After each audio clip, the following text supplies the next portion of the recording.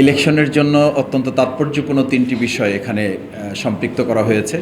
সরকার, রাজনৈতিক দল এবং নাগরিক সমাজের প্রতিনিধি বা আমাদের যেটা আমরা বলছি এখানে বলা হয়েছে যে নাগরিক সমাজের করণীয়।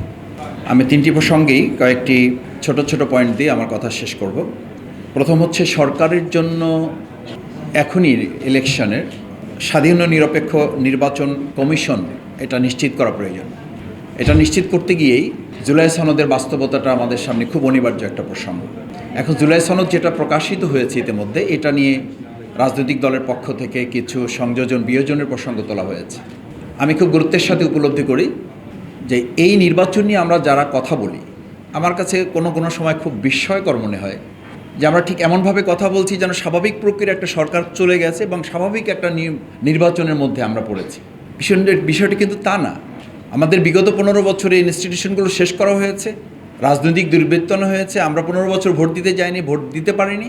তার প্রেক্ষিতে একটা সরকারের বিপ্লবের মধ্য দিয়ে, অভ্যুত্থানের মধ্য দিয়ে পরিবর্তন হয়েছে এবং 3 দিন আমাদের কোনো সরকারও ছিল না। আমরা এখন যে সংবিধানের কথা বলি, আমরা 3 দিন কোন সংবিধানে ছিলাম, এখন কোন সংবিধানে আছি। এই সংবিধান জাতির জন্য অত্যন্ত গুরুত্বপূর্ণ, নির্বাচন খুবই গুরুত্বপূর্ণ। আমরা এই কথা যখন বলি, কেউ কেউ মনে করেন যে জামাত ইসলামী নির্বাচন চায় না, কিন্তু অত্যন্ত মজার ব্যাপার হচ্ছে জামাত ইসলামী একমাত্র দল বলতে হবে যারা 300 আসনের নির্বাচনের প্রার্থী দিয়ে মাঠে কাজ করছে। কিন্তু প্রশ্ন হচ্ছে যে এই জুলাই সনদের কার্যকারিতার প্রশ্নে যখন আমাদের কথা ওঠে, তখন আমরা পরবর্তী সরকারের কথা বলি। পরবর্তী সরকারের কথা একটু আগে আমি নেতৃবৃন্দের কাছে শুনলাম যে কে বলেছে এটা মানব না। বলেছে তো রাজনৈতিক নেতৃবৃন্দের কাছ থেকে, তো আমরা এটা শুনেছি যে আমরা সরকারে গিয়ে এগুলো কোনোটা রাখবো না। শুনেছি তো আমরা, এগুলো রেকর্ড আছে তো। এটা তো কোনো দলের পক্ষ থেকে উইথড্র করা হয় নাই যে না, আমাদের এই কথাটা যেটা বলা হয়েছে, আমাদের এই কথাটা যথার্থ নয় এবং যিনি বলেছেন এটা আমাদের দলের কথা নয়। সুতরাং এই কথাগুলো যদি আমাদের আসে, তাহলে তো এই শঙ্কার কথা থাকবে। সেজন্য আমি মনে করি সরকারের এই প্রসঙ্গে আগে নির্বাচন কমিশনের যে দায় দায়িত্বের প্রশ্ন আসে, সেইগুলো আমাদের সামনে রাখা দরকার। লেভেল প্লেইং ফিল্ড বলতে আমরা এখন যেটা বুঝি সেটা হলো, আপনি যদি প্রভাব থাকে, ক্ষমতা থাকে, তাহলে থাকবেন, আর না হলে আপনি থাকবেন না। না হলে আপনি ভোট দিতে যেতে পারবেন না, না হলে আপনার ঠ্যাং ভেঙে দেওয়া হবে, না হলে আপনার জিব্বা কেটে দেওয়া হবে, না হলে আপনি সুস্থভাবে বাড়ি ফিরতে পারবেন না। This is message. What is the level playing field? Level playing field বলতে আমি কি বোঝাচ্ছি, আমি কি মেসেজ যাচ্ছে? ঢাকা ইউনিভার্সিটি ডাকসু নির্বাচনের কথা বলে। ডাকসু নির্বাচন প্রত্যেক ছাত্রছাত্রী সুশিক্ষিত, সচেতন এবং স্বাবলম্বী, ফিজিক্যালি সে ক্যাপেবল। কিন্তু একজন 70 বছরের মানুষ যখন গ্রামে ভোট দিতে যান, শিক্ষার দিক থেকে, সচেতনার দিক থেকে তিনি তো ঠিক একইভাবে ঢাকা ইউনিভার্সিটির কোনো একজন ছাত্র বা ছাত্রীর মতো, শিক্ষার্থীর মতো তিনি তাৎক্ষণিকভাবে একটা প্রেস ডেকে বা একটা প্রেসের কাছে গিয়ে, একটা সোশ্যাল মিডিয়ার কাছে গিয়ে তিনি কি প্রতিবাদ করার মতো সামর্থ্য রাখেন? ঢাকা ইউনিভার্সিটির ডাকসু নির্বাচন করতে গিয়ে আমরা যতটুকু জানার সুযোগ হয়েছে, ঘাম ঝরেছে, শুধু ঘাম ঝরেনি, কোনো কোনো সময় আমাদের কাছে মনে হয়েছে যে আমরা সিটকে পড়ে যাচ্ছি, ইলেকশনটা বন্ধ হয়ে যাচ্ছে। কোনো কোনো সময় এরকম মনে হয়েছে যে রেজাল্ট ডিক্লেয়ার করা যাচ্ছে না। রেজাল্ট ডিক্লেয়ার করার কথা রাত 8টায়, রেজাল্ট ডিক্লেয়ার করার রাত 10টায়। সেই রেজাল্ট ডিক্লেয়ার করতে তো পরের দিন সকাল 10টা বেজেছে। কেন বেজেছে? কেন ইউনিভার্সিটির পার্শ্ববর্তী এলাকায় লোক জড়ো হয়েছে? কেন টোটাল প্রশাসনকে ইনভলভ হয়ে বলতে হয়েছে? যদি এইটা হয়, তাহলে একটা ছোট্ট ক্যাম্পাস মানে বাংলাদেশের তুলনায় এটা একটা ছোট্ট জায়গা, সেই জায়গাটাতে যদি গোটা প্রশাসন, রাজনৈতিক দল, শিক্ষার্থী ইনভলভ হয়ে করতে, তাহলে এত লক্ষ কেন্দ্রকে পাহারা দেওয়ার দায় দায়িত্ব এই সরকার কীভাবে রাজনৈতিক দলগুলোর সাথে আলোচনা করা ছাড়াই একটা ডেট দিয়ে আমরা রোড টু ইলেকশনের দিকে চলে যাচ্ছি? কোন আস্থার উপরে ভিত্তি করে? আমি লেভেল প্লেইং ফিল্ডের জায়গায় আমাদের তো প্রতিদিন আমাদের কাছে, আমার মোবাইল অন্তত 50টা মেসেজ আছে। কালকে অমুককে মেরেছে, কালকে সোশ্যাল মিডিয়ায় একটা মত প্রকাশের জন্য তাকে ধরে এলাকায় মারধর করা হয়েছে, তার পরিবারে বাবা মাকে হুমকি দেওয়া হয়েছে, আপনি এই দল ছাড়েন, না হলে এই দল থেকে আপনাকে এখান থেকে, এলাকা থেকে বের করে দেওয়া হবে, আপনি ঢাকায় থাকেন এলাকায় আসবেন না, এলাকায় থাকেন এলাকা থেকে চলে যান। এটা তো হচ্ছে এখনকার। এরপর যখন আমরা আরও একটু ইলেকশনের মধ্যে প্রবেশ করব, আমি তো মনে করি তখন লেভেল প্লেইং ফিল্ডের প্রশ্নে আমাদের আরও অনেক ঝুঁকির মুখে পড়তে হবে। সেই জায়গাটা আমি মনে করি যে আমাদের নির্বাচন কমিশন, তাদের দায়িত্বের গুরুত্বপূর্ণ অংশ হচ্ছে যে আমি পোস্টার নিয়ে আলোচনা দেখতেছি, পোস্টার লম্বা হবে, বড় হবে, কালার হবে না, তারপরে মাইকিং 5টা হবে, 7টা হবে না, এই সমস্ত বিষয় আলোচনা খুবই গুরুত্বপূর্ণ। কিন্তু তার চেয়ে গুরুত্বপূর্ণ পলিটিক্যাল পার্টি কালচার, কোনো সিস্টেম, কোনো চেঞ্জ কি আমাদের হয়েছে? আমরা কি কোনো রিফরমেশন আমাদের মধ্যে নিয়ে আসতে পেরেছি? চিন্তার মধ্যে, দর্শনের মধ্যে, ফিলসফিতে আমাদের কোনো পরিবর্তন এসছে? আমার কাছে তো তা মনে হয় না। আমি এখনও এলাকায় আমাকে এক জায়গায় নমিনি করা হয়েছে, পটুয়াখালী 2 বাউফল আসন। আমাকে আমার লোকেরা বলে যে মাসুদ ভাই এখনও আসতে হলে আমাদেরকে একটু প্রিপারেশন নিয়ে আসতে হবে। What is the scenario? এলাকায় যেতে হলে যদি আমাদের প্রস্তুতি নিয়ে যেতে হয় এখনই, তাহলে ইলেকশনের দিন কি প্রস্তুতি নিতে হবে আমাদের? ওসি সাহেব বলেন, ডিসি সাহেব বলেন, ওনাদেরকে জানিয়ে যেতে হয় আমাদেরকে যে ভাই আমাদেরকে একটু জানিয়ে আসবেন, কারণ আপনারা কখন আসেন, কখন কোথায় কী হয়, আমাদের একটা টেনশন থাকে। তো এখনই যদি টেনশন ডিসির থাকে, এসপির থাকে, ওসির থাকে, তাহলে লেভেল প্লেইং ফিল্ড বা প্রশাসনের এই কর্তব্যের জায়গাটা আমি মনে করি যে এটা কনসার্ন হওয়া উচিত আমাদের। তৃতীয় যেটা আমি বলবো সেই জায়গাটা হচ্ছে, দেখেন আমরা ইলেকশনের জন্য আমাদের এখানে 4টা মূল কনসার্ন আমরা খুব গুরুত্বের সাথে বলেছি। আইনশৃঙ্খলা রক্ষা, আইনশৃঙ্খলা রক্ষায় যারা আছেন তারা একদম শেপ নিয়ে বসে আছেন। আমি এটা একেবারে সবার জন্য কমন বলছি না, শেপ নিয়ে বসে আছেন।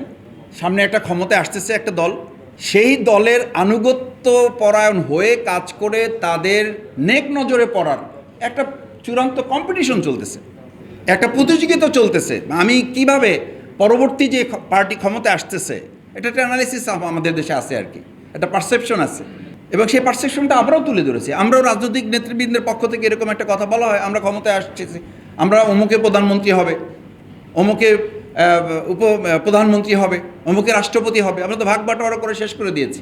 এই ভাগ বাটোয়ারা করে শেষ করে দেওয়ার কারণে প্রশাসনের কাছে মেসেজের কারণে তারা এখন অতিরিক্ত আনুগত্য পরায়ণ হয়ে কোথাও কোথাও মানে এমন সেবাদাসে পরিণত হয়েছে, এটা খুবই দুর্ভাগ্যজনক, যেটা আওয়ামী লীগের 15 বছর আমরা কোনো ক্ষেত্রে খেয়াল করি নাই।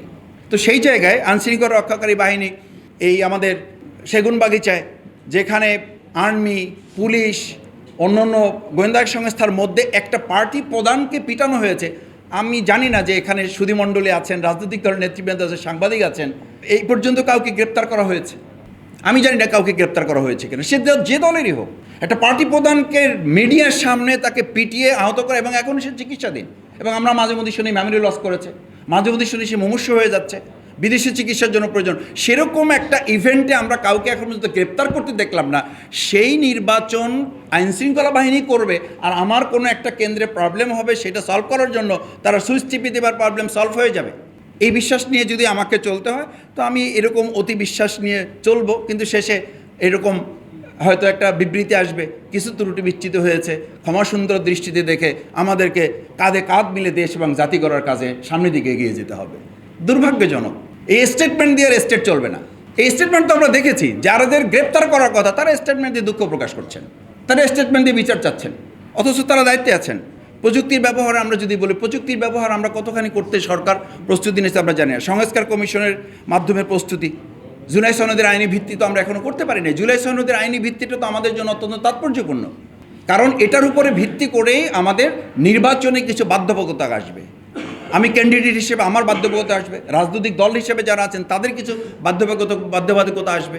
সেই জায়গায় আমি রাজনৈতিক দলের কিছু করণীয় কথা কয়েকটা বলে আমি শেষ করে দেবো। গণতান্ত্রিক আচরণ বজায় রাখা, গণতান্ত্রিক আচরণে আমাদের কি এমন আমরা আচরণ বজায় রাখতে পারছি? আমাদের বক্তব্যের, আমাদের কথার মধ্যেই তো আমরা কোনো সৌজন্যতা এখনও ফিরে নিয়ে আসতে পারিনি।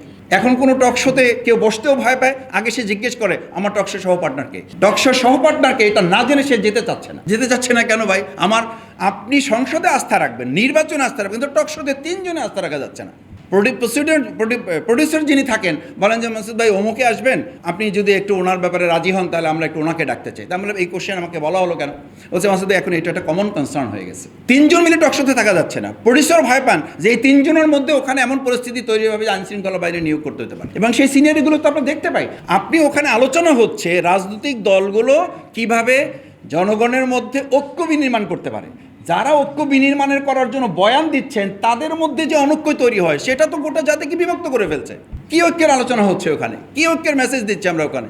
টেবিল চাপড়ানো হচ্ছে, একজন উঠে দাঁড়িয়ে যাচ্ছে। আমি আলোচনায় গিয়ে লম্বা করছি না, আমি বলছি এই মেসেজগুলো আমাদের মাথায় নিতে হবে। এই কারণে রাজনৈতিক দলের কোনো বেসিক চেঞ্জ তো আমরা নিয়ে আসতে পারি নাই।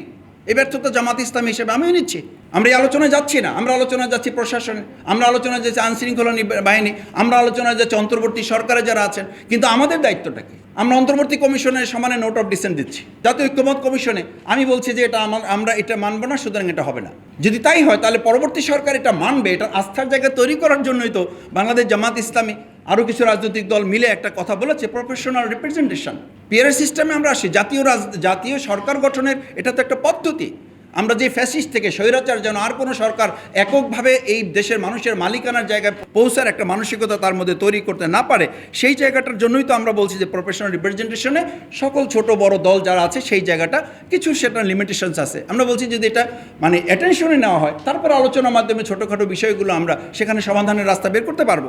আমি সবশেষ অনুরোধ করব যে আজকে এখানে আমরা যে নাগরিক কোয়ালিশনের রোড টু ইলেকশন সমাজের করণীয়, নাগরিক সমাজের করণীয় দুটো পয়েন্ট বলে শেষ করে দিচ্ছে। একটা হচ্ছে নাগরিক সমাজের মূল করণীয়টা হচ্ছে আমাদের একটা প্রভাব বা একটা প্রেশার তৈরি করা এই সরকার এবং নির্বাচন কমিশন। যেই নির্বাচন কমিশন বলবে এই কথা যে আমরা সরকারের প্রভাব মুক্ত হয়ে, তো সরকার প্রভাব মুক্ত হয়ে সরকার সহযোগিতা না করলে আপনি কীভাবে করবেন? ভাইস চ্যান্সেলরের সামনে যখন কোনো একটা রাজনৈতিক দলের ছাত্র সংগঠন টেবিল চাপড়ায়, আমি তো নিশ্চিত থাকতে হবে যে তাহলে প্রিজাইডিং অফিসারের সামনে আমি গিয়ে টেবিল চাপড়িয়ে তার ওখান থেকে ব্যালট বাক্স নিয়ে চলে আসবো। কী হয়েছে তাহলে আমাদের এই যে আইনশৃঙ্খলা রক্ষাকারী বাহিনী ছিল তো ডাকসু ইলেকশনে, কিন্তু আইনশৃঙ্খলা রক্ষাকারী বাহিনীর কাছ থেকে আমি বারবার শুনেছি যে সামগ্রিক সহযোগিতা না হলে শুধুমাত্র আইনশৃঙ্খলা রক্ষাকারী বাহিনীর পক্ষ থেকে আমরা ইলেকশনটা সুষ্ঠু করতে পারবো না।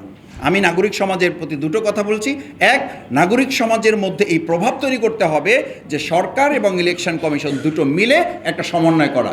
নাম্বার টু হচ্ছে নাগরিক কমিশন ভোটারদের এই সচেতনতা তৈরি করা যে আমরা প্রত্যেক জায়গায় সরকারের সহযোগিতা নিয়ে না, বরং নাগরিক সমাজই ওখানে প্রধান এলিমেন্ট হিসেবে কাজ করবে, যাদের সচেতনতার মাধ্যমে প্রশাসন কাজ করতে বাধ্য হবে এবং এককভাবে তারা না, বরং নিরপেক্ষতার জায়গা থেকে একটা ভূমিকা পালন করবে।